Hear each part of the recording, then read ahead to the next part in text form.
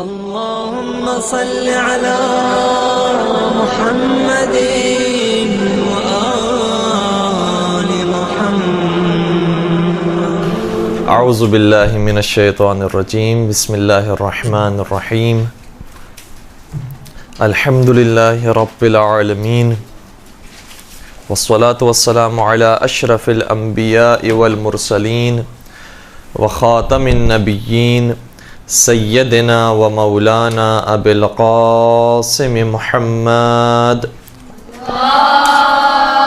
اللهم صل على محمد وآل محمد وعلى اہل بیتہ الطیبین الطاہرین المعصومین ولعنۃ اللہ علی اعدائہم اجمعین. چھٹے امام جعفر صادق علیہ الصلوۃ والسلام کی شہادت کی مناسبت سے آج کی ہماری گفتگو ہوگی. اور گزشتہ ہفتے بھی چونکہ 15 شوال کی بھی ایک تاریخ ہے، 25 شوال کی بھی ایک تاریخ ہے کہ جو چھٹے امام کی منقول ہوئی ہے، لہٰذا دونوں مناسبتوں کا خیال رکھتے ہوئے دونوں ہفتوں میں چھٹے امام کی سیرت پر کچھ گفتگو کرنے کی کوشش کی گئی اور آج بھی کوشش کی جائے گی. وقت کافی نکل چکا ہے، لہٰذا میں ان مطالب کو دیکھ رہا ہوں کہ جو ضروری ہیں کہ آپ کی خدمت بیان کیے جائیں. شاید آج کی جو کلاس ہے اس میں جن طالبات نے شرکت کی ہے وہ پہلی دفعہ شرکت کی ہے. پرانا درس شاید انہوں نے نہیں سنا ہے. درست کہہ رہا ہوں میں؟ اچھا، مقام مختلف ہوا ہے، مکین وہی ہیں، تو پھر اس کے لیے اس حوالے سے آسانی ہو جائے گی مجھے گفتگو کرنے میں کہ چھٹے امام کی جو سیاسی صورتحال تھی ان کے زمانے کی، وہ آپ کی خدمت بیان کی تھی کہ بنی امیہ کا دور ختم ہو رہا ہے، بنی عباس کا دور شروع ہو رہا ہے، اور اس دوران جو امام کو فرصت ملی ہے، امام نے روبرو ان کا مقابلہ نہیں کیا بلکہ پشت بپشت رہ کر مقابلہ کیا. یہ دو اصطلاحات گزشتہ ہفتے استعمال کی تھی اور اسی سے میں اپنی بات کو شروع کروں گا کہ امام کی جو شہادت ہوئی ہے وہ سن 148 ہجری میں ہوئی ہے، 148 ہجری میں، اور بنی عباس کی جب حکومت قائم ہوئی ہے تو وہ سن 132 ہجری میں ہوئی ہے، 132 ہجری میں. یہ جو پیریڈ ہے تقریباً 16 برس کا، یہ زندگی کا، امام کی زندگی کا وہ حصہ ہے کہ جو امام نے بنی عباس کے ساتھ گزارا ہے، اور اس سے پہلے کا حصہ تقریباً بنی امیہ کے ساتھ گزارا گیا ہے. پہلے تو یہ ہے کہ اس زمانے میں کون کون سے واقعات پیش آئے اور کیا حالات تھے جس کی وجہ سے امام نے یہ رویہ اختیار کیا کہ صرف علمی میدان میں اپنے شاگردوں کی زیادہ خدمت کی اور اپنے طالب علموں کو پروان چڑھایا، اور دوسرے میدانوں میں مثلا سیاسی طور پر امام کی اتنی زیادہ ہمیں کارکردگی نظر نہیں آتی کہ امام نے حکومت کے اندر بھی حصہ لیا ہو. اس کو بیان کرنے سے قبل میں ایک اور نقطے کی طرف اشارہ کروں گا. ہم سارے ائمہ کی زندگی کا ایک مختصر سا اگر جائزہ لیں تو امام کے مقابلے پر جتنے وہ افراد تھے کہ جو حکومت لے سکتے تھے، ایک امام ہے کہ جو پروردگار کی طرف سے نمائندے بنائے گئے ہیں اور پروردگار کی طرف سے نبی کی طرح حاکم بنائے گئے ہیں کہ سارے مسلمانوں کی رہبری امام کے ہاتھوں میں ہونا چاہیے. لیکن وہ افراد کے جو مسلمانوں کے درمیان شہرت رکھتے تھے اور پرانے وہ سردار تھے، پرانے اپنے قبیلے کے وہ بادشاہ تھے، تو جب وہ مسلمان بھی ہوئے ہیں تب بھی ان کی بادشاہت اور ان کی سرداری کسی نہ کسی طریقے سے باقی رہی ہے، اور لوگوں کے ذہن میں تصور تھا کہ اب اگر یہ جائیں گے تو ان کے بعد ممکن ہے کہ یہ حاکم بن جائیں، اب وہ جائیں گے تو ممکن ہے کہ یہ جو بڑا سردار ہے یہ حاکم بن جائے.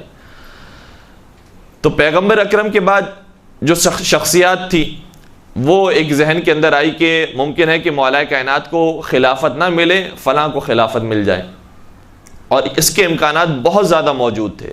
کئی مرتبہ اس طرح کی روایتیں آپ نے کتابوں میں بھی پڑھی ہوں گی اور ہے بھی کہ جناب ابن عباس نے مثلا آگے سوال کیا، دوسرے صاحب نے آگے سوال کیا کہ آپ کے بعد کون ہوگا خلیفہ، کیسے ممکن ہے کہ مولا متقیان کو خلافت مل جائے.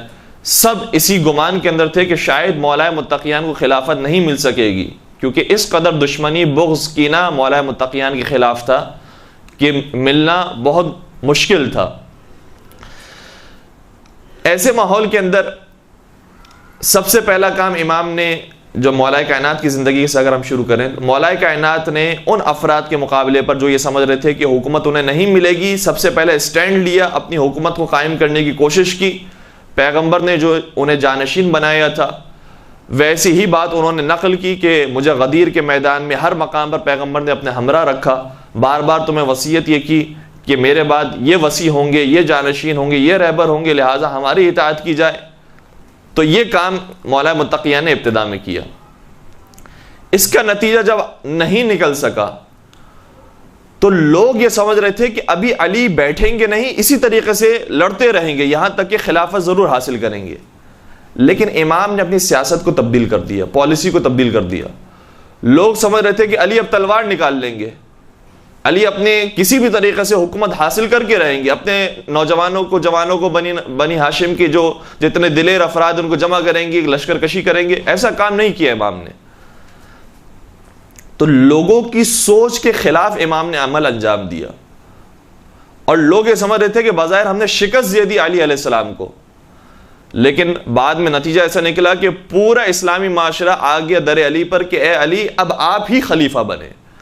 ایسا ماحول کریٹ کر دیا امام نے کہ سارے مسلمان مجبور ہو گئے کہ اے مولا اب آپ ہی خلیفہ بنے، اور پھر امام خلیفہ ہو گئے۔ اس کے بعد جب دور آیا امام حسن علیہ السلام کا، ساتھیوں نے ساتھ چھوڑ دیا، جو ماننے والے تھے انہوں نے ساتھ چھوڑا، بک گئے، خرید لیے گئے، تھکن ہو گئی، خستگی ہو گئی کہ بھائی اب بہت ساری جنگیں ہو گئی، ہم نے علی علیہ السلام کے ساتھ بھی بہت ساری جنگیں کی، اب آپ بھی جنگ کر رہے ہیں۔ وجوہات کی بنا پر دوستوں نے ساتھ چھوڑا، دشمن قوی ہو گئے۔ ایسے موقع پر بھی دشمن یہ سمجھ رہا تھا کہ شاید امام حسن ابھی بھی جنگ کریں گے، اپنا حق لے کر رہیں گے، والد کا حق جس طریقے سے ان کو مل گیا تھا اسی کو جاری رکھیں گے اور کسی طریقے سے حاصل کریں گے۔ لیکن پھر امام نے ان کی سوچ کے خلاف عمل کیا اور صلح کر لی۔ صلح کرنے کے بعد بھی وہ یہ سمجھ رہے تھے کہ ہم جیت گئے، کامیاب ہو گئے، لیکن صلح کے بعد جو نتیجہ نکلا ہے وہ اس قدر ان کے لیے بھیانک تھا کہ یہ انہوں نے مناسب سمجھا کہ اگر حسن صلح نہ کرتے اور ہم ان کے خلاف جنگ کر لیتے اور انہیں شہید کر دیتے تو شاید زیادہ بہتر ہوتا۔ لہذا جب امام حسین علیہ السلام کو حکومت ملی تو پھر یزید نے صلح کی بات نہیں کی کہ اے حسین آپ بھی سے بھی ہم صلح کر لیتے، کیونکہ صلح آپ کے بھائی نے بھی کی تھی، بہت اچھا کام تھا، ہمارے مفاد میں تھا، لہذا آپ بھی صلح کر لیجئے۔ وہ سمجھ رہے تھے کہ صلح کے بعد شکست پھر دوبارہ سے انہی کو ملی ہے، لہذا اب صلح نہیں کرنی، اب آپ بیعت کر لیجئے یا آپ کو ہم موت دے دیں گے یا آپ کو قتل کر دیں گے۔ ایسے موقع پر بھی شاید یزید یہ سمجھ رہا ہو کہ قتل جو ہے وہ بہت بڑی چیز ہے، ممکن ہے کہ امام حسن کی طرح امام حسین بھی کوئی نہ کوئی راستہ اختیار کرے اور زندہ رہیں، لیکن وہاں پر امام حسین نے پھر ان کی سوچ کے خلاف خروج کا راستہ اختیار کیا، مدینہ سے خارج ہوا، مکہ کی طرف گئے اور پھر اس کے بعد کوفہ کے راستے کی طرف تھے اور کربلا کی طرف آئے، جنگ ہو گئی۔ یہ میں بار بار ایک نقطے کی طرف اشارہ کرنا چاہ رہا ہوں، وہ یہ ہے کہ جو اس زمانے کے سیاست مندان لوگ تھے، سیاست مدار لوگ تھے، سیاست مند افراد تھے، جو وہ سوچ رہے تھے کہ امام کی سیاست اب ایسے ہونے والی ہے، بالکل اس کے خلاف امام کی سیاست ہوتی تھی، اور امام اس پالیسی کو اپناتے تھے جو ان کے تصور میں بھی نہیں ہوتی تھی۔ اس کا فائدہ کیا ہوتا تھا؟ اس کا فائدہ ہوتا تھا کہ وہ سمجھ رہے ہوتے تھے کہ امام شاید اس راستے سے آئیں گے تاکہ امام کو کامیابی نصیب ہو، امام تو اس راستے کو چھوڑ کر کسی اور راستے سے آ رہے ہیں، بظاہر لگ رہا ہے کہ امام کو شکست نصیب ہوگی، شکست ملے گی۔ وہ سمجھ رہے ہوتے تھے کہ شکست کھا گئے امام، لیکن کچھ عرصے کے بعد سمجھتے تھے کہ نہیں، امام کا راستہ بالکل صحیح راستہ تھا، ہم حقیقت میں شکست کھا گئے، امام کو فتح حاصل ہو گئی، اور پھر وہ راستہ تبدیل کرتے تھے۔ لہذا پہلے امام سے انہوں نے خلافت چرائی، خلافت چھینی، دنیا مجبور ہو گئی دوبارہ خلافت دے دی۔ دوسرے امام سے یہ چاہ رہے تھے کہ جنگ کریں تاکہ امام کو شہید کر دیں، امام نے جنگ کرنے کی وجہ صلح کر لی۔ تیسرے امام سے یہ چاہ رہے تھے کہ صلح ہی کو جاری رکھیں یا صلح سے بھی کوئی آسان صورت بنتی ہو جیسے بیعت کی صورت وہ حاصل کر لیں، امام نے جنگ کا راستہ اختیار کر لیا۔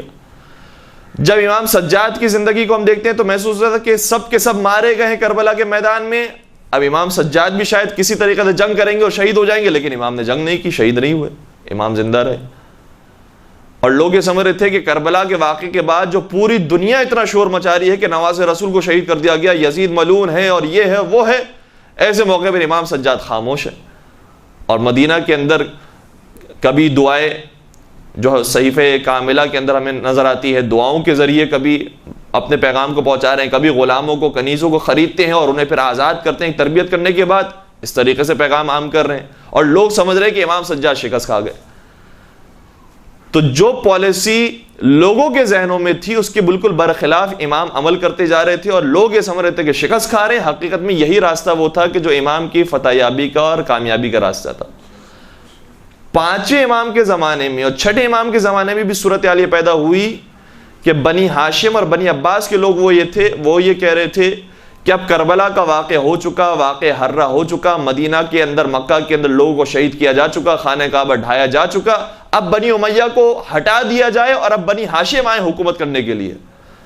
یہ لوگوں کے ذہن کے اندر تھا کہ اب بنی ہاشم آئیں گے حکومت کرنے کے لیے، لیکن امام نے حکومت کے راستے کو اختیار نہیں کیا بلکہ لوگوں کے علمی معیار کو بلند کرنے کی کوشش کی۔ اور شاید اس زمانے میں لوگ یہ سمجھ رہے تھے کہ امام کیا کام کر رہے ہیں، یہ علمی طور پر اگر یہ بلند بھی ہو جائیں گے تو کیا فائدہ حاصل ہوگا، حکومت تو پھر ظالموں کے ہاتھوں میں رہے گی۔ لیکن یہ نہیں دیکھ رہے تھے کہ اگر یہ تربیت نہیں ہوگی تو حقیقی دین ختم ہو جائے گا۔ امام اگر حکومت کے لیے کوشش کرنا شروع کر دیں اور حکومت کے لیے اپنے چاہنے والوں کو ضائع کر دیں تو پھر جو حقیقی دین ہے وہ آہستہ آہستہ ختم ہو جائے گا اور بالکل شریعت محمدی مٹ جائے گی۔ چنانچہ شریعت محمدی کو باقی رکھنے کے لیے علمی سطح کو بلند کیا گیا، نہ کہ حکومت کو حاصل کیا گیا۔ پھر ساتویں امام کے زمانے میں امام کو قید خانے میں ڈالا۔ قید خانے کے اندر بھی جو قید خانے کے اندر افراد تھے اور آتے جاتے تھے، امام کی سیرت سے اتنا متاثر ہوتے تھے کہ بار بار ان کے اندر انقلاب پیدا ہوا، امام کے شیعہ بنے، چاہنے والے بنے، حتیٰ جو زندان بان ہوتے تھے، جو بطور خاص معین کیے جاتے تھے کہ انہیں اذیت پہنچانے کا کام کریں آپ، وہ افراد منقلب ہوتے تھے۔ اور جب حاکم وقت یہ حکم دیتا تھا کہ زہر دے کر شہید کرو تو ان کا جواب ہی ہوتا تھا ہم کیسے زہر دیں اس آدمی کو کہ جو صبح کو روزے رکھتا ہے، رات میں نمازیں پڑھتا ہے۔ تو زندان کے اندر بھی لوگ یہ سمجھ رہے تھے، جو بڑے بڑے سیاست مندان افراد ہیں وہ یہ سمجھ رہے تھے کہ امام تو اب زندان کے اندر ہیں، اب ان کی جو امامت ہے اور خلافت ہے یہ سارا ان کے ہاتھوں سے نکل گیا سارا سلسلہ، لیکن اس کے باوجود امام نے وہاں پر بھی اپنا کام جاری رکھا۔ پھر حکومت مجبور ہوتی ہے کہ آٹھویں امام کا جب زمانہ آیا کہ انہیں پھر حکومت کے اندر شامل کیا جائے، اب اس طریقے سے امام کو استعمال کیا جائے۔ جب اس طریقے سے بھی استعمال کیا گیا تو پھر بالآخر مامون رشید پشیمان ہوتا ہے کہ بھائی امام کو جو ہم نے حکومت کے اندر شامل کیا ہے، پہلے تو امام نے یہ اعلان کر دیا تھا عمومی طور پر کہ میرا کسی حکومتی کام سے کوئی تعلق نہیں ہوگا، لہٰذا یہ جتنی بھی غلطیاں کر رہے ہیں، جتنے بھی غلط احکامات یہ نافذ کر رہے ہیں، اس کا مجھ سے کوئی تعلق نہیں ہے۔ دوسری طرف سے امام کا وہاں پہنچنے کے بعد، محل کے اندر آنے کے بعد رویہ ایسا ہوتا تھا کہ جیسے کسی غریب انسان کا، کسی ملنگ درویش کا ہوتا ہے کہ چٹائی کے اوپر بیٹھ کر، دسترخوان کے اوپر بیٹھ کر، چٹائی جو ہے وہ دسترخوان کے طور پر استعمال ہو رہی ہے، اس پر بیٹھ کے کھانا لگایا گیا، غلاموں کو بلایا جا رہا ہے، سب آ کر مل کر بیٹھ کر کھانا کھائیں۔ جب لوگوں نے یہ طریقہ دیکھا تو سمجھ گئے کہ ان کو تو ولی عہد بنایا جا رہا ہے، ان کا یہ انداز ہے جن کا حقیقت میں حق بنتا ہے حکومت کرنا۔ اور جو مامون رشید ہے وہ کبھی بھی کسی غلام کو اجازت نہیں دیتا کہ اس کے ساتھ دسترخوان پر بیٹھیں۔ اس کا محل دیکھو، اس کا دسترخوان دیکھو، تو خود بخود لوگوں کے ذہن میں پھر یہ حکومت ہی کے خلاف باتیں ذہن میں آنے لگی کہ جو ہماری حکومت ہے وہ درست نہیں ہے، حقیقت میں حق علی رضا علیہ الصلوۃ والسلام کا ہے۔ تو پھر حکومت کو پریشانی ہو گئی، دوبارہ سے پھر امام کو شہید کیا گیا۔ 9ویں 10ویں 11ویں امام کا زمانہ پھر سختی کے اندر قید خانے میں گزرا، بالخصوص اس لیے کہ امام زمانہ کا ظہور اور امام زمانہ کی ولادت، جس کے بعد وہ حکومت قائم ہونے والی تھی کہ جس میں ظالموں کا خاتمہ ہونے والا تھا اور عدل و انصاف قائم ہونے والا تھا، اس کے لیے بے تحاشا پریشان تھے ظالم حکمران۔ چنانچہ انہوں نے قید خانے کے اندر اور مختلف طریقے سے محبوس کر کے، محصور کر کے رکھا ائمہ کو، تو اس میں بھی وہ کامیاب نہ ہو سکے، اور وہاں پر بھی امام کے ایک سلسلہ قائم کیا کہ جو اہم ترین سلسلہ تھا اور آج تک قائم و دائم ہے کہ اگر تم ہم سے مسئلہ معلوم نہ کر سکو، ہمیں اپنے درمیان نہ پاؤ، تو جو ہمارے خاص افراد ہیں، وہ جو خاص اصحاب ہیں، ان کے پاس جاؤ اور ان سے فقہی مسئلہ معلوم کرو، ان سے مسائل دینی معلوم کرو، وہ جو جواب دیں گے وہ ہمارا ہی جواب ہوگا، چاہے انہوں نے کہیں پر غلطی کر دی ہوگی تو ہم اس کی اصلاح کریں گے، لیکن تمہیں انہی کے فتوے پر عمل کرنا ہے کہ جو ہمارے اصحاب نے بیان کیا ہے۔ تو بار بار شکست کھائی ہے ظالم حکمرانوں نے، جبکہ وہ جس راستے کو سمجھ رہے تھے کہ ائمہ اختیار کریں گے، کبھی بھی اس راستے کو ائمہ نے اختیار نہیں کیا، ایک مختلف ٹریک کو استعمال کیا، اور بظاہر وہ سمجھ رہے تھے کہ اس ٹریک کو استعمال کرنے کے بعد امام شکست کھا رہے ہیں، پیچھے ہٹ رہے ہیں، لیکن امام پیچھے نہیں ہٹ رہے تھے، باقاعدہ میدان کے اندر تھے، اور میدان کے اندر رہ کر ان کو کچھ ہی عرصے کے بعد احساس ہو گیا کہ انہیں شکست ملی ہے، امام کو شکست نہیں ملی۔ اس کے لیے ایک اصطلاح استعمال ہوتی ہے، اور وہ ہمیں اور آپ کو سمجھنے کی ضرورت ہے۔ وہ یہ ہے کہ ایک انسان کا مشن اور مقصد ہوتا ہے، اور دوسرا انسان کی ٹیکنیکس اور اس کے راستے ہوتے ہیں۔ اس مشن تک پہنچنے کا طریقہ، اس کے ذرائع، اس کے راستے ہوتے ہیں۔ مثال کے طور پر ہمیں اور آپ کو جانا ہے عبداللہ شاہ غازی کے مزار پر، تو عبداللہ شاہ غازی کے مزار پر جانے کے لیے یہاں سے لے کر وہاں تک کا جو شارٹیسٹ راستہ ہوگا ہم وہ اختیار کریں گے، یہی ہوگا جو شارٹیسٹ راستہ ہمیں معلوم ہوگا، ہم وہاں وہ اختیار کرتے ہوئے پہنچنا چاہیں گے۔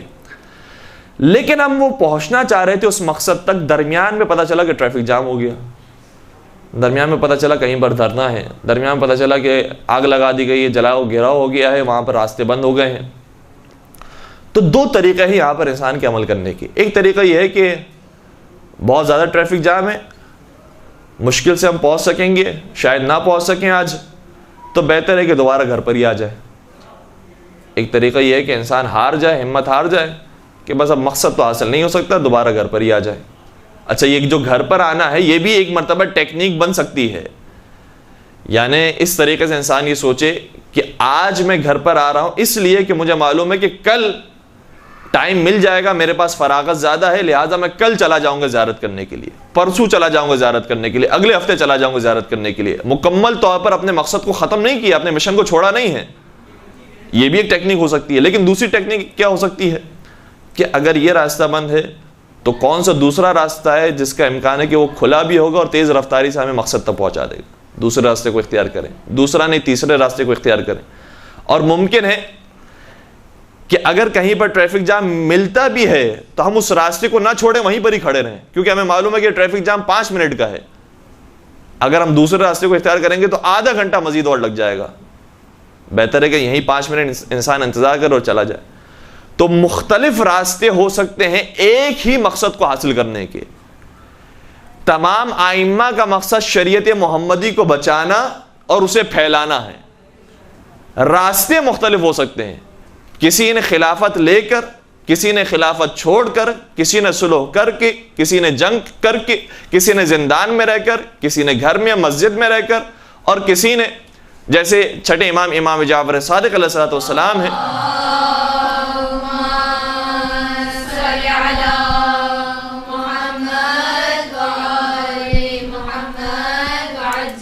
منبر پر آ کر علمی طور پر مضبوط کیا ہے افراد کو تاکہ شریعت محمدی باقی رہے۔ سب کا مقصد ایک ہی ہے کہ شریعت محمدی باقی رہے، دین اسلام باقی رہے، دین اسلام رواج پائے، پھیلے، لیکن راستے مختلف استعمال کیے ہیں۔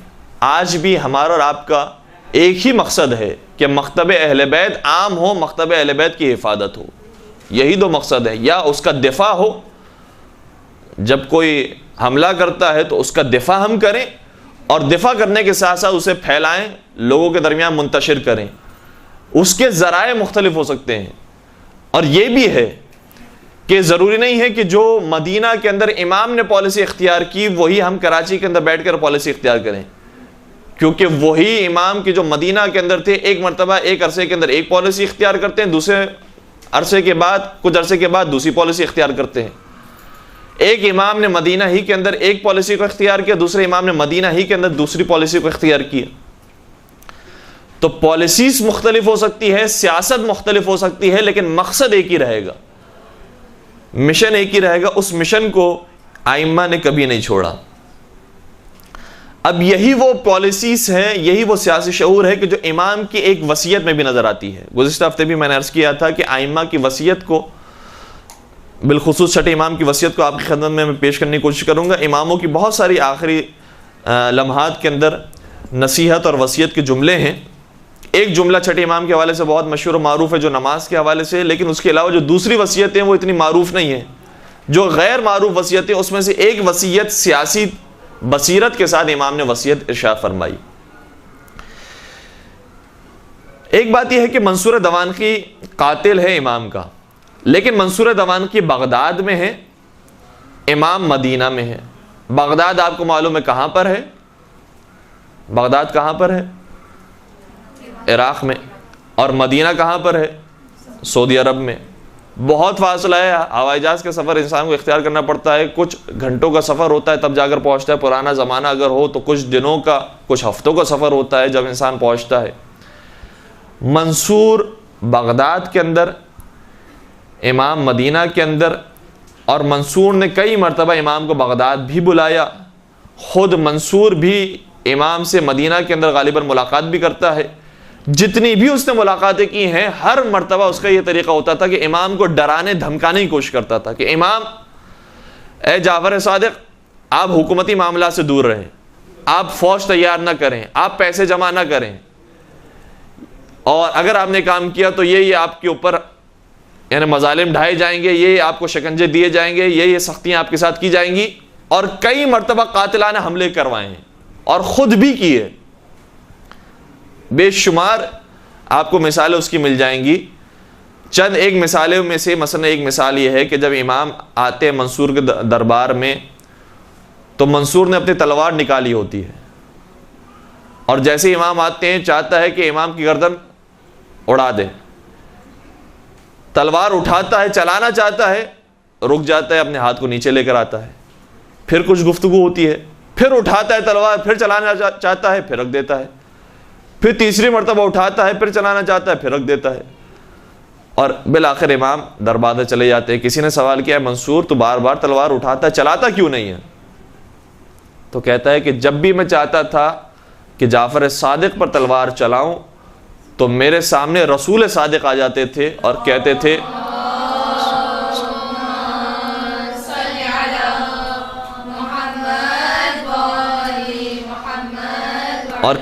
اے منصور، اگر تو نے میرے اس فرزند کو شہید کیا تو میں تجھے اس تلوار سے قتل کر دوں گا۔ لہذا میں گھبرا جاتا تھا، ہیبت مجھ پہ طاری ہو جاتی تھی اور میں کام نہیں کر سکا۔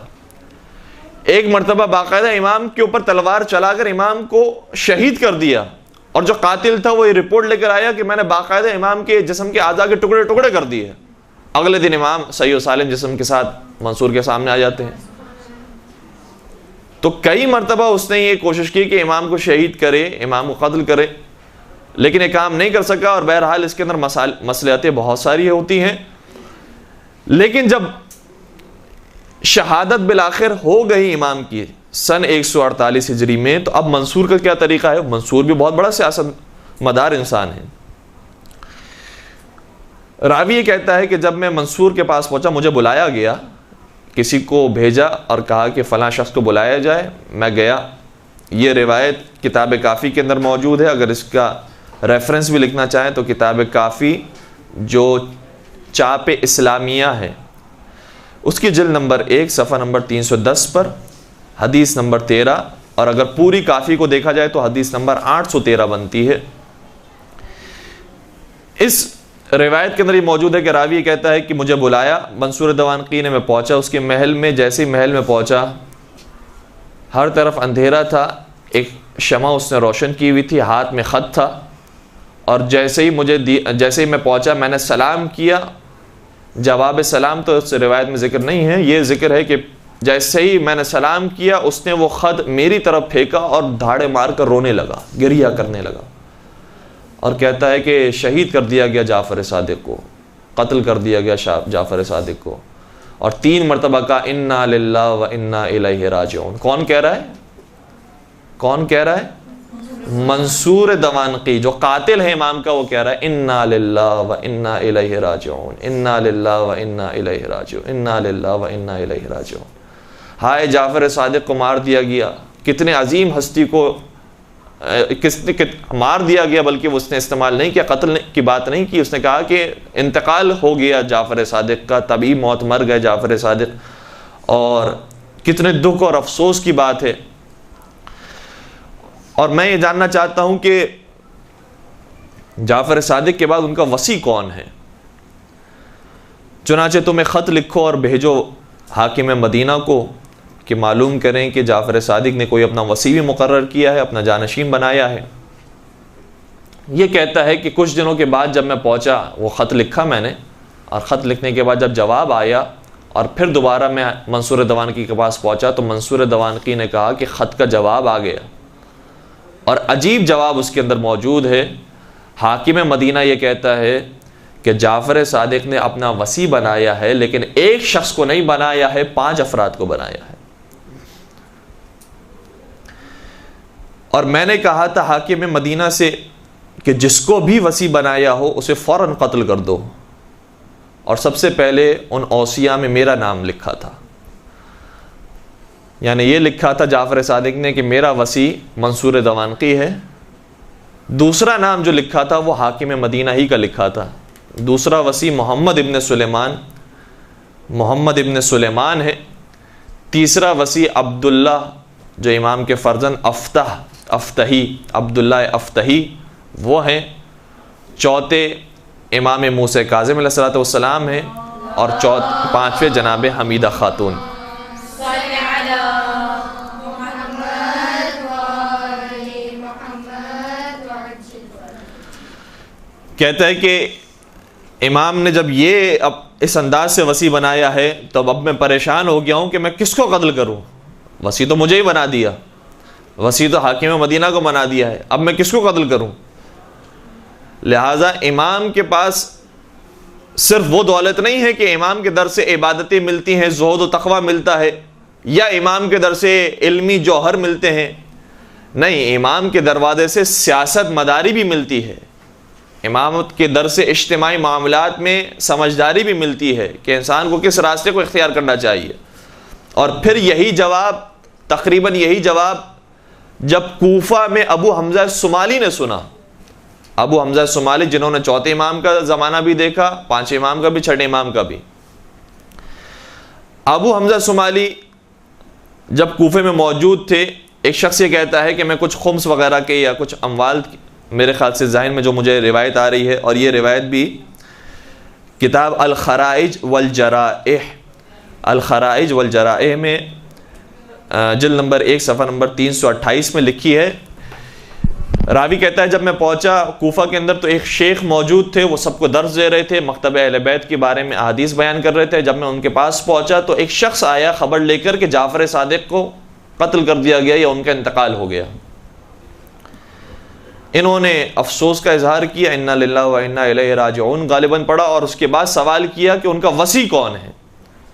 تو آنے والے نے بھی یہی خبر دی کہ بعض روایتوں میں ملتا ہے کہ 3 افراد کو انہوں نے اپنا وصی بنایا ہے، بعض میں ملتا ہے 5 افراد کو بنایا ہے۔ جن 5 افراد کا نام اس نے لیا وہ وہی 5 افراد تھے کہ جو منصور دوانقی کے پاس بھی خط پہنچا تھا۔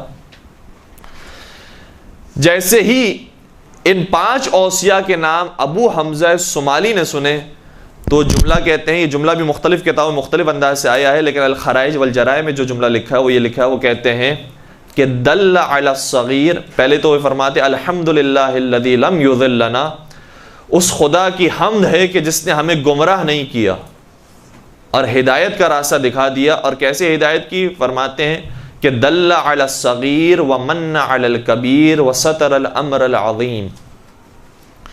کہتے ہیں کہ چھٹے امام نے جو 5 افراد کو وصی بنایا ہے، ان اوصیاء کے حالات دیکھنے کے بعد پتہ چلتا ہے کہ جو ان میں سب سے چھوٹا انسان ہے، جو عمر میں سب سے چھوٹا ہے، کم سن ہے، حقیقت میں وہی امام ہے۔ وَمَنَّ عَلَى الْكَبِيرِ، اور جو کبیر یعنی جو بڑا بیٹا اور بڑے فرزند کا نام امام نے شامل کیا، وہ گویا بڑے پر احسان کیا ہے، ورنہ اس کا نام لینے کی ضرورت نہیں تھی۔ اور بعض جگہ پر یہ بھی ملا ہے منّا کی بجائے بَيَّنَ عَلَى الْكَبِيرِ، یعنی بڑے بیٹے پر واضح کر دیا کہ تو وصی بننے کے لائق نہیں ہے، حقیقت میں موسیٰ کاظم ہے کہ جو وصی ہے۔ وَسَتَرَ الْأَمْرَ الْعَظِيمِ، اور جو بہت عظیم امر امامت تھی اس کو پوشیدہ طریقے سے بیان بھی کر دیا۔ تو جو سمجھدار افراد تھے وہ اسی وصیت کو دیکھ کر 5 افراد کے نام دیکھ کر سمجھ گئے کہ کون حقیقت میں وصی ہے۔ منصور دوانقی ہو نہیں سکتا کیونکہ وہی قاتل ہے، وہی امام کو اذیتیں پہنچانے والا، کئی مرتبہ قاتلانہ حملہ کر چکا ہے۔ محمد ابن سلیمان یہ ہو نہیں سکتا کیونکہ اسی ہی کو تو حکم دیا ہے منصور نے کہ امام پر سختیاں رکھو، اور سب سے زیادہ سخت حاکم مدینہ کو بنایا گیا تھا کیونکہ امام وہاں پر موجود تھے، وہ بھی نہیں ہو سکتا۔ تیسرا شخص عبداللہ افتحی ہے۔ عبداللہ افتحی کے بارے میں خود ابو حمزہ صومالی نے آگے بھی یہ وضاحت کی ہے، کتاب اعیان الشیعہ کے اندر یہ بات موجود ہے، جلد نمبر 1 صفحہ نمبر 677 کے اندر ابو حمزہ صومالی ہی کا جملہ محسن الامین نے لکھا ہے۔ وہ کہتے ہیں کہ ابو حمزہ صومالی نے کہا کہ عبداللہ افتحی اس لیے امام نہیں ہو سکتا کیونکہ اس کے اندر 2 خامیاں موجود ہیں، ایک جسمانی لحاظ سے وہ درست نہیں ہے اسی لیے اسے افتح کہا جاتا ہے، اور دوسرا علمی اعتبار سے وہ کمزور ہے، اسی لیے جب بھی اس سے مسائل دینی پوچھے جاتے ہیں تو کہتا ہے مجھے نہیں معلوم، میں جاہل ہوں۔ تو وہ جو جاہل ہو وہ امام نہیں بن سکتا۔ لہذا عبداللہ افتحی اگر امام بننے کے قابل ہوتے تو امام پھر اپنے چھوٹے فرزند کا نام نہیں لیتے۔ چھوٹے فرزند کا نام لینا خود اس بات پر دلیل ہے کہ بڑا فرزند اس لائق نہیں ہے کہ وہ امام بن سکے۔ اور پھر خاتون کبھی بھی امام یا نبی نہیں ہو سکتی، لہذا یہ معلوم ہو گیا کہ حمیدہ خاتون جو ان کی زوجہ ہیں وہ بھی وصی نہیں ہیں، بلکہ سات امام امام موسیٰ کاظم علیہ السلام وہ ہیں کہ جو وصی ہیں۔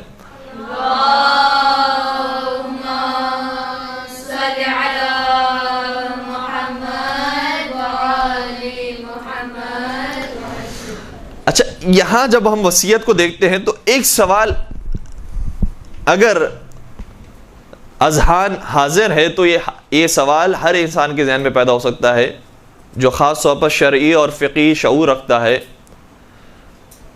کہ امام کا تو لقب ہے صادق، امام تو سچ بولتے ہیں، امام نے جو وصیت کی ہے اس میں بھی یقیناً سچ بولا ہوگا، تو 5 لوگوں کو وصی بنا دیا، یا امام نے نعوذ باللہ کیا کسب سے کام لیا اور امام نے یہاں پر صداقت کا مظاہرہ نہیں کیا۔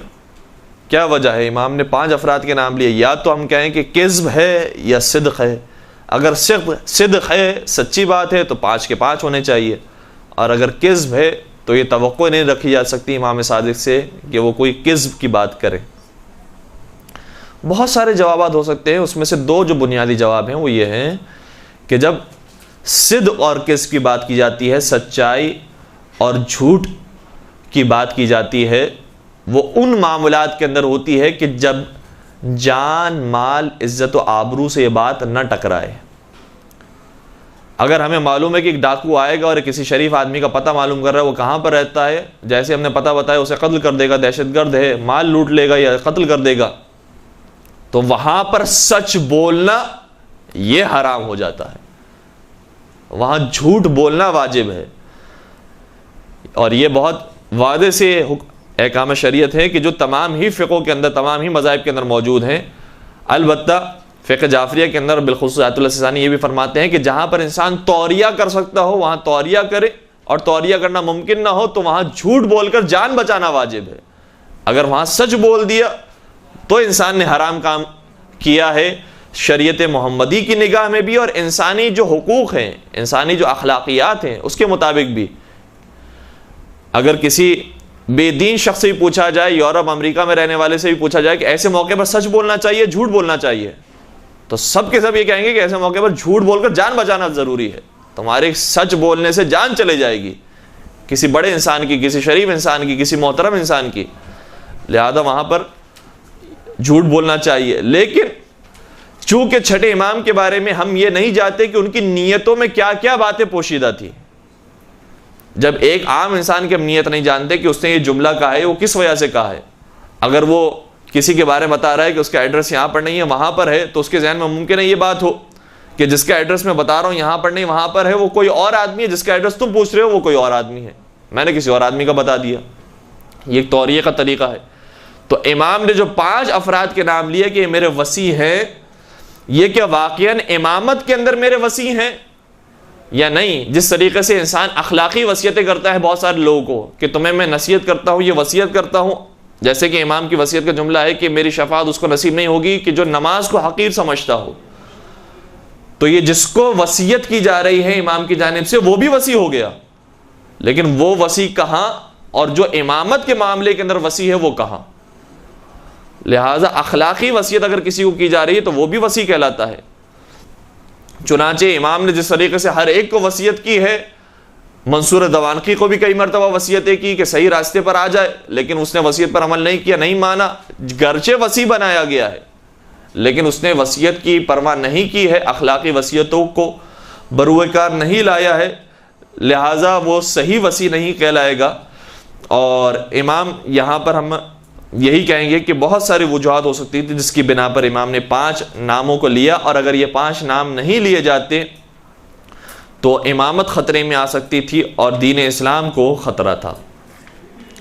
اب یہاں سے ہم ایک اور موضوع کا آغاز کرتے ہیں کہ وصیتیں اس کے علاوہ اور کیا کیا امام نے بیان فرمائی۔ ایک درود پڑھ دیجیے گا محمد و آل محمد پر۔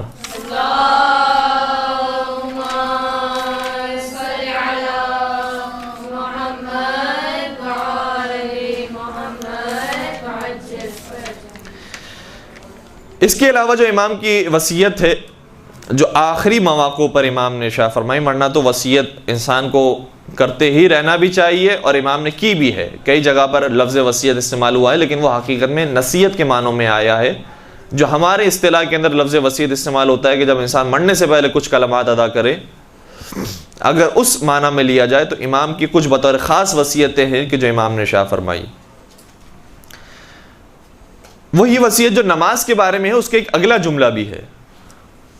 ہم ایک حد تک اس کا جملہ پڑھتے ہیں اور بعض مقامات پر وہ نماز ہی تک جملہ محدود ہے، لیکن بعض دوسری جگہوں پر وہ جملہ آگے بڑھتا ہے۔ مثلا کتاب کافی کے اندر 2-3 مقامات پر یہ حدیث موجود ہے کہ امام نے شاہ فرمایا کہ میری شفاعت اس کو نصیب نہیں ہوگی جو نماز کو حقیر سمجھے گا، لیکن کتاب کافی ہی کے اندر ایک مقام پر یہ حدیث آگے بڑھتی ہے۔ وہ کون سا مقام ہے؟ اس کا اگر ریفرنس لکھنا چاہیں تو کتاب کافی جلد نمبر 6 صفحہ نمبر 401، جلد نمبر 6 صفحہ نمبر 401۔ اس میں امام نے اپنے فرزند سعادت سرکار سے شاہ فرمایا، یا بنیا انہ لا ینال شفاعتنا من استخف بالصلاۃ، اے میرے لال، ہماری شفاعت اسے نصیب نہیں ہو سکتی، اس تک نہیں پہنچ سکتی کہ جو نماز کو خفیف سمجھنے والا ہو اور حقیر سمجھنے والا ہو۔ پھر امام کی وصیت آگے بڑھتی ہے، اسی حدیث کا جملہ یہ ہے، وَلَا يَرِدُ عَلَيْنَا الْحَوْض من ادمن هذه الاشربہ، اور وہ شخص ہمارے پاس حوض کوثر میں بھی نہیں آئے گا جو شراب پینے والا ہو۔ اور پھر امام نے سوال کیا ساتھ سرکار نے کہ یا ابا وَأَيَّ الْأَشْرِبَةِ، وہ کون سی شراب ہے کہ جس کی آپ بات کر رہے ہیں؟ فرمایا کل مسکرن، جتنی بھی نشہ آور چیزیں ہیں اگر کوئی انسان استعمال کرنے والا ہے وہ پھر ہمارے پاس حوض کوثر میں نہیں آئے گا۔ تو صرف نماز کے بارے میں نہیں، اجتناب شراب کے بارے میں بھی امام کی وصیت، اور اس سے پہلے ایک سیاسی وصیت، اس کے علاوہ ایک چوتھی وصیت۔ اور پھر میں ان ساری وصیتوں کو نقل کرنے کے بعد ایک نتیجہ دے کر گفتگو ختم کروں گا۔ یہ وصیت بھی کتاب کافی کے اندر موجود ہے، کتاب کافی جلد نمبر 7 صفحہ نمبر 55، جلد نمبر 7 صفحہ نمبر 55۔ راوی کہتا ہے کہ میں امام کی ایک کنیز سالمہ سے جب ملا تو سالمہ نے یہ بات بتائی۔ وہی کہتی ہے کہ جب امام کے انتقال کا وقت قریب تھا تو امام بے ہوشی کی حالت میں تھے، اچانک ہوش میں آئے اور مجھ سے فرمایا کہ حسن افتح جو امام کا چچا زاد بھائی ہوتا ہے یا ان کا چچا ہوتا ہے، یہ بہت اہم نقطہ ہے، ان کا چچا زاد بھائی یا ان کا چچا ہوتا ہے، فرمایا کہ اس حسن افتح کو 70 دینار دے دو اور فلاں کو اتنے دینار دے دو اور فلاں کو اتنے دے دو، فلاں کو اتنے دے دو۔ امام نے جب یہ وصیتیں فرمائی تو میں نے عرض کیا کہ حسن افتح جس کی آپ بات کر رہے ہیں یہ تو وہ شخص ہے کہ جس نے آپ پر چاقو کے ذریعے حملہ کیا، خنجر لے کر آپ کے پیچھے آیا اور حملہ کیا اور آپ کو قتل کرنے کی کوشش کی۔ آپ چاہتے ہیں کہ اس کی مدد کریں؟ امام نے فرمایا کیا تو نہیں چاہتی کہ میرا شمار بھی ان لوگوں میں ہو جن کے بارے میں قرآن یہ اس انداز سے بیان کرتا ہے کہ والذین یصلون ما امر اللہ بہ ان یوصل ویخشون ربہم ویخافون سوء الحساب، کہ لوگوں میں سے بعض ایسے بھی ہیں کہ وہ رشتے کہ جنہیں پروردگار نے بنایا ہے ان رشتوں کی پاسداری کرتے ہیں. یہ رشتے مثلا چچا کا رشتہ ہے، ماموں کا رشتہ ہے، والدین ہے، اولاد ہے، یہ سارے رشتے وہ ہیں کہ جو ہمارے اختیار سے بتائے نہیں گئے ہیں، ہمارے اختیار سے بنائے نہیں گئے ہیں. ہم نے چوز نہیں کیا ہے کہ ہمارا چچا یہ ہو اور ہماری ممانی یہ ہو اور ہمارا پھپھا یہ ہو اور پھپھی یہ ہو. ہم نے تو اختیار نہیں کیا ہے، خدا نے بنائے ہیں. تو قرآن کی آیت یہ کہتی ہے کہ وہ رشتے جسے خدا نے بنایا ہے یہ انہی رشتوں کی پاسداری کرتے ہیں کیونکہ خدا نے بنایا ہے، اور پروردگار سے ڈرتے ہیں اور پروردگار کے حساب و کتاب سے خوفزدہ رہتے ہیں. کیا تو نہیں چاہتی کہ میرا ان افراد میں شمار ہو جائے؟ پھر فرمایا اے سالمہ، خدا نے جنت بنائی ہے اور جنت کی خوشبو 2000 سال کے فاصلے سے سونگھی جائے گی، مگر جنت کی خوشبو 2 افراد نہیں سونگ سکیں گے. ایک وہ جو والدین کی نافرمانی کرنے والا ہو اور دوسرا رشتہ داروں سے قطع تعلق کرنے والا ہو. چنانچہ امام کی وصیتوں میں سے ایک وصیت نماز کے بارے میں ہے تو ایک اہم وصیت رشتہ داروں سے حسن سلوک کرنے کے بارے میں ہے. بالخصوص اس رشتہ دار کے بارے میں امام نے بطور خاص نام لے کر تذکرہ کیا کہ جو قتل کر رہا تھا، قاتلانہ حملہ کرنے والا تھا. اور یہاں قاتلانہ حملہ تو بہت دور کی بات، مال چوری کرنا تو بہت دور کی بات. ہماری ذرا سی شان میں کسی نے ایک جملہ کم کہہ دیا اور ذرا ایک توہین ہو گئی تو 20 سال کے لیے اس سے قطع تعلق، 15 سال کے لیے اس سے قطع تعلق، کبھی بات نہیں کرنی، کبھی عید پر ملاقات نہیں کرنی، کبھی اس کی تقریب میں نہیں جانا، کبھی وہ ہماری تقریب میں نہیں بلایا جائے گا. ایک اگر جملہ اس نے ہماری شان میں کم کہا. تو امام نے یہاں پر بھی پیغام دیا ہے کہ صرف نمازوں کی، صرف دعاؤں کی اہمیت نہیں ہے کہ انسان مصلی پر بیٹھ جائے اور دعائیں مانگتا رہے. رشتہ داروں کے ساتھ حسن سلوک کرنا یہ ایک اہم ترین عبادت ہے کہ جو انسان کو انجام دینی چاہیے. اور آخری وصیت جو ہم نے نوٹ کی ہے کتاب مناقب آل ابی طالب کے اندر ابن شہر آشوب نے یہ روایت لکھی ہے. مناقب آل ابی طالب میں اس کے ہم نے صفحہ نمبر یاد نہیں کیا، یادداشت نہیں کیا ہے. عربی اس کی تھوڑی بہت آپ کی خدمت میں بیان کر دیں گے تو پھر شاید اگر آپ سرچ کرنا چاہیں تو مل سکے گی. روایت یہ ہے کہ قال موسیٰ بن جعفر فیما اوصانی بہ ابی. چھٹے امام نے بیان فرمایا ان چیزوں کے بارے میں کہ جس کے بارے میں ان کے بابا نے انہیں وصیت کی تھی. کیا وصیت کی تھی؟ یا بنیا اذا انا مت فلا یغسلنی احد غیرک فإن الامام لا یغسلہ الا امام واعلم ان عبد اللہ اخاک سیدعو الناس الى نفسہ فدعہ فإن عمرہ قصیر. چھٹے سرکار نے اپنے بیٹے ساتویں امام سے بیان فرمایا تھا، وصیت یہ کی تھی کہ اے میرے لال، میں مرنے والا ہوں، لہٰذا تمہارے علاوہ کوئی مجھے غسل نہ دے، کیونکہ امام کو امام کے علاوہ کوئی غسل نہیں دیتا. اور یاد رکھو جو تمہارا بھائی عبداللہ ہے، یعنی عبداللہ افتحی، یہ جو تمہارا بھائی ہے یہ لوگوں کو اپنی جانب بلائے گا، یعنی یہ بھی دعویٰ کرے گا کہ مجھے امامت مل گئی ہے، میں امام ہوں. لیکن جو سچے امام ہوتے ہیں وہ خدا کی طرف بلاتے ہیں، یہ اپنی طرف بلائے گا. امام فرماتے فدعہ، اسے چھوڑ دینا، اسے اپنا کام کرنے دینا. کیوں؟ فإن عمرہ قصیر، کیونکہ اس کی زندگی بہت چھوٹی ہے.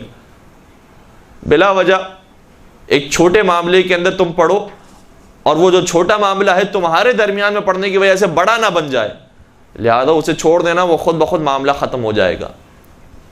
یہ بھی امام کی ایک گویا سیاسی بصیرت میں سے ایک جملہ ہے.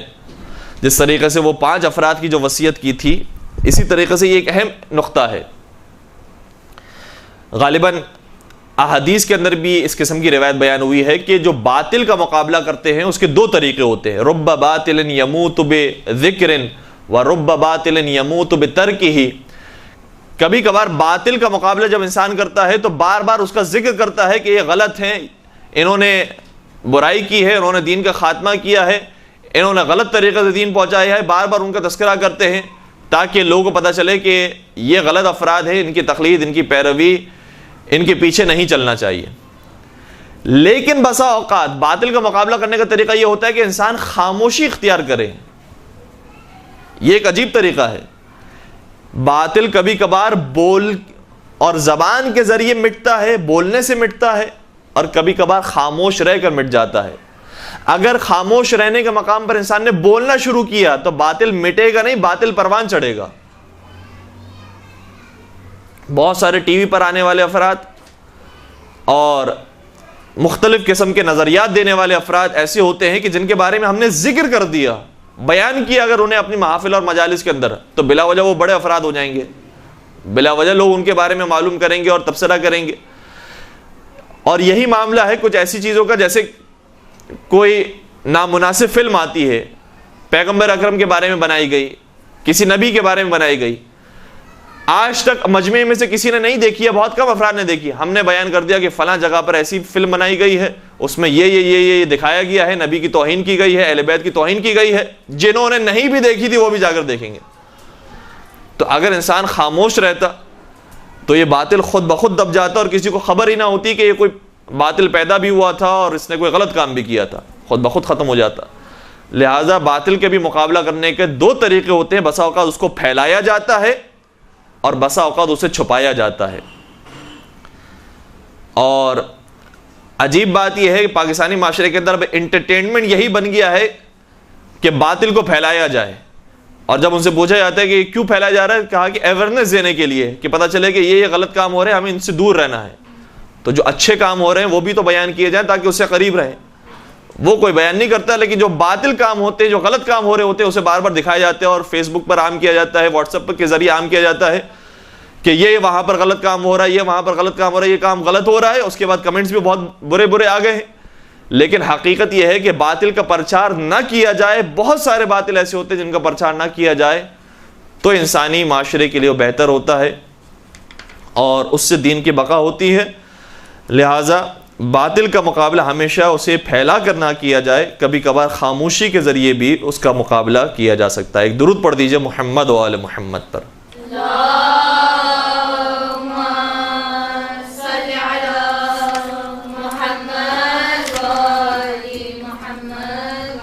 یہ جو وصیتیں آپ کی خدمت بیان کی، اس سے ایک نتیجہ، اور بہت سمپل سا سادہ سا نتیجہ یہ ہے. آج بہت سارے لوگ کال کر کے اور میسیجز کر کے معلوم کرتے ہیں کہ مولانا صاحب یہ بتائیے کہ کیا آج کے زمانے میں دینداری یہی ہے کہ انسان نماز شب پڑھنے والا ہو، نماز غفیلہ پڑھنے والا ہو، نہج البلاغہ پڑھنے والا ہو، صحیفہ سجادیہ پڑھنے والا ہو، قرآن مجید پڑھنے والا ہو، مفاتح الجنان پڑھنے والا ہو، کیا یہ ہے دینداری؟ اسی طریقے سے بعض افراد فون کرتے ہیں اور یہ کہتے ہیں کہ مولانا صاحب کیا دینداری یہ ہے کہ ہمیں فلاں جلسے میں شرکت کرنی چاہیے، فلاں دھرنے میں بیٹھنا چاہیے، احتجاج میں بیٹھنا چاہیے، وہاں پر بھی شریک ہونا چاہیے، وہاں پر بھی شریک ہونا چاہیے. یہ ہے دینداری؟ دینداری کیا ہے؟ ممبر پر آنے والے جو افراد ہیں، عجیب بات یہ ہے، اور یہ احادیث میں بار بار بیان بھی کی گئی ہے بات، کہ تم اس وقت تک دین خدا کی مدد نہیں کر سکتے جب تک پورے دین کو حاصل نہ کر لو. دین کے تمام جوانب اور تمام حواشی کا اگر تمہیں علم نہ ہو تو تم دین کی مدد نہیں کر رہے، دین کو نقصان پہنچانے کا کام بھی کر سکتے ہو. لہذا وہ افراد کی جنہوں نے کام کیا ہے ایک شعبے کے اندر، انہوں نے سیاسیات کے اندر کام کیا ہے، وہ جب بھی بات کریں گے ہمیشہ سیاست کی گفتگو کریں گے، ممبر پر آ کر دین کے نام پر سیاست کی گفتگو کریں گے. جنہوں نے کام کیا ہے فقہی مسائل کے اندر، عبادات کے اندر، اخلاقیات کے اندر، جب بھی وہ آئیں گے ہمیشہ نماز، روزے، عبادات، دعائیں، مناجات، ان کی بات کریں گے.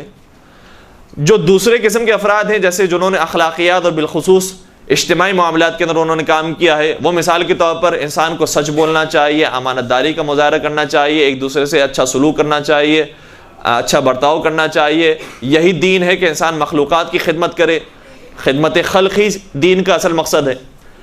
تو جس نے جس فیلڈ کے اندر کام کیا ہے، عام طور پر بس وہ اسی فیلڈ ہی کی باتیں بیان کرتا ہے اور یہ کہتا ہے کہ گویا یہی دین ہے، یہی سب سے بڑا نیکی کا کام ہے، یہی سب سے بڑا ثواب کا کام ہے، یہ نہیں کیا تو سارے کام بیکار ہو گئے.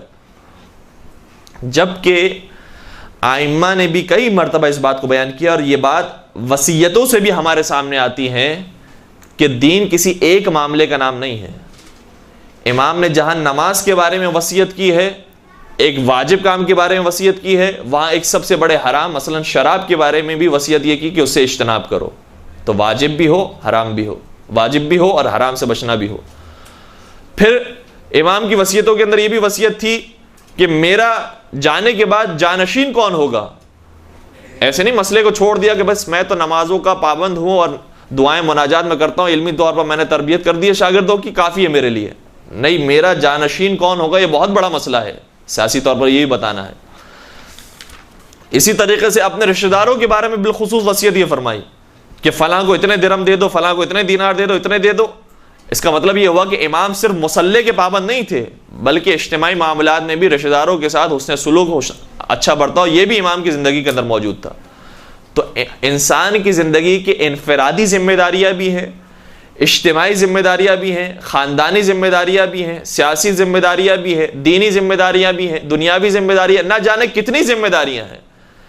کسی ایک ذمہ داری کی طرف انسان لگ پڑے اور آگے بڑھتا جائے اور سمجھے کہ یہی دین ہے، وہ دین کا ایک حصہ تو ہو سکتا ہے، پورا دین نہیں ہو سکتا۔ پورا دین حاصل کرنا ہوگا تو دین کے تمام جوانب پر عمل بھی کرنا ہوگا اور لوگوں کی خدمت میں بیان بھی کرنا ہوگا۔ مولا متقین امیر المؤمنین حضرت علی ابن ابی طالب علیہ السلام کی ایک حدیث ہے،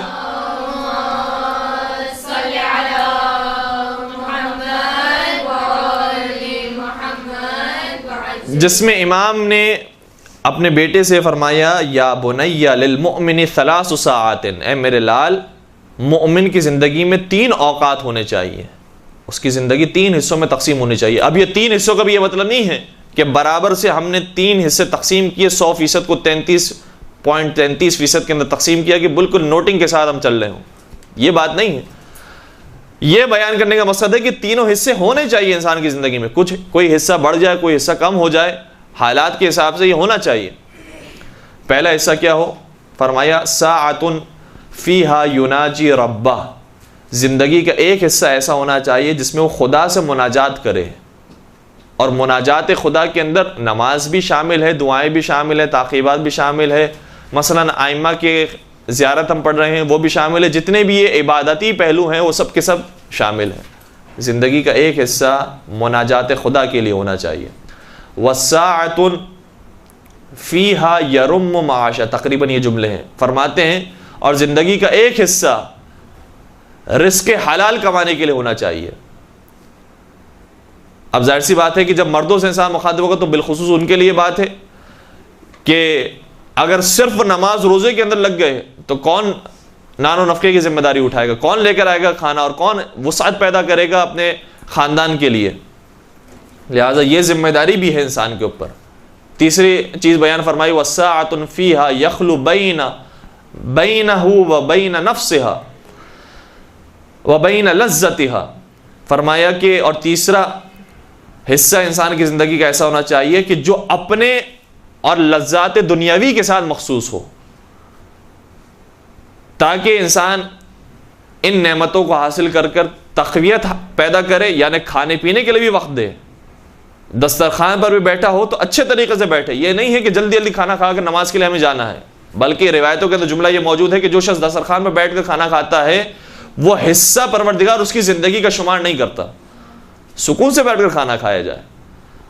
ائمہ اطہار علیہ السلام کا طریقہ نہیں ہوتا تھا کہ بہت جلدی جلدی نوالے لیے اور چلے گئے، سکون سے بیٹھ کر کھانا کھایا کرتے تھے۔ اور یہ تو آج کے جو ڈاکٹر حضرات ہیں وہ بھی کہتے ہیں کہ جو جلدی جلدی کھانا کھایا جاتا ہے اس کے مضر اثرات ہوتے ہیں انسان کی جسم پر، لہذا جلدی جلدی کھانا نہ کھایا جائے، سکون سے بیٹھ کر کھایا جائے۔ یا جو دوسری حلال لذات ہیں ان کو صحیح طریقے سے، سمندر کے کنارے انسان پہنچ جاتا ہے، یہ حلال چیز ہے، سبزہ دیکھنے کے لیے کہیں پر جاتا ہے، حلال چیز ہے، اپنے بچے کو دیکھتا ہے، خوش ہوتا ہے، اسے پیار کرتا ہے، یہ حلال چیز ہے۔ تو بے شمار حلال لذتیں اسے حاصل کرنا یہ بھی انسان کی زندگی کا ایک حصہ ہے۔ یہ مولا متقیان کی حدیث تھی جس میں فرمایا کہ اپنی زندگی کو 3 حصوں میں تقسیم کرو۔ ایک امام رضا علیہ السلام کی حدیث ہے جس میں فرمایا کہ انہوں نے کہ 4 حصوں میں اپنی زندگی کو تقسیم کرو۔ ایک اور حدیث ہے جس میں فرمایا گیا کہ 5 حصوں میں تقسیم کرو۔ ان ساری حدیثوں کو بیان کرنے کا مقصد یہ ہے کہ صرف انسان کو ایک پہلو کو نہیں اٹھا لینا کہ یہی زندگی کا مقصد ہے، یہی دین نے سکھایا اور یہی انسان کو کرنا ہے، بلکہ ساری چیزوں کو ساتھ لے کر چلنا، اعتدال کے ساتھ، توازن کے ساتھ۔ یہ ہے حقیقت میں دین اسلام کہ جس کی تعلیمات ائمہ اطہار علیہ السلام کی طرف سے ہمیں ملی ہے۔ پروردگار سے دعا کرتے ہیں کہ انشاءاللہ سیرت محمد و آل محمد پر ہم سب کو چلنے کی توفیق عطا فرمائے، محمد و آل محمد کی زندگی اور ان جیسی موت ہم سب کو نصیب فرمائے، ہمارے تمام گناہ کبیرہ اور مرحومین کے تمام گناہ کبیرہ و صغیرہ کی مغفرت فرمائے انشاءاللہ. جتنے شیعان حیدر کرار ان تمام کی جان مال عزت و آبرو کی حفاظت فرمائے. اگر مشکلات کہیں پر آتی ہیں، پریشانیاں آتی ہیں اور یہ ہمارے حق میں بہتر ہے تو انہی مشکلات پر صبر و شکر کرنے کی ہم سب کو توفیق عطا فرمائے. اور امام زمانہ عجل اللہ تعالی فرج الشریف کا ظہور جلد جلد فرمائے.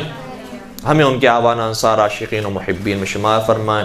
ربنا تقبل منا انک انت السمیع العلیم وتب علینا انک انت التواب الرحیم برحمتک یا ارحم الراحمین.